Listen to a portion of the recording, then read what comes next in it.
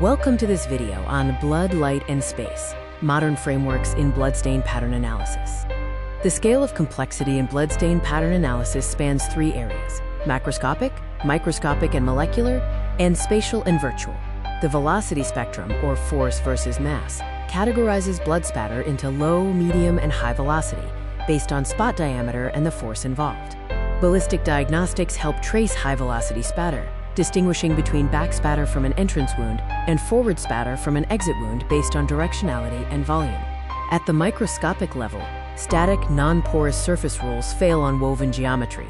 Fabrics don't just capture blood, they actively shape the stain. We examine fluid mechanics, differentiating between absorption in natural fibers like cotton, where the stain shape is preserved, and adsorption in synthetics like polyester, where capillary action quickly alters the stain's shape. The fabric illusion can lead to misdiagnosing deposition.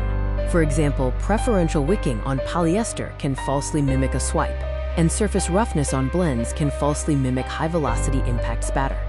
The near-infrared window between 750 nanometers and 925 nanometers is used for screening blood stains on dark fabrics, exploiting the absorption gap between hemoglobin and textiles when visual contrast fails.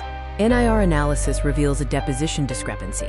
Passive drip stains show greater visibility than swipe or transfer stains, which experience significant visibility loss over time due to clean fibers reflecting NIR.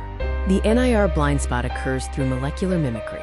Certain dyes, like neolan black P dye, absorb the exact same infrared frequencies as hemoglobin, chemically cloaking the fabric and preventing optical contrast.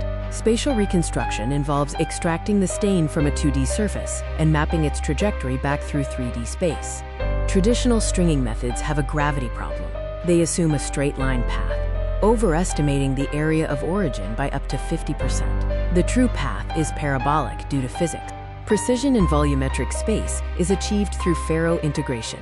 Laser scanning evaluates entire clusters simultaneously, capturing complex geometry without touching the evidence, and significantly reducing error margins compared to traditional methods. The modern BPA methodology requires a holistic scene reconstruction, combining physical pattern analysis, material interaction, and spatial reconstruction. This combined approach reconstructs the true origin of a violent event.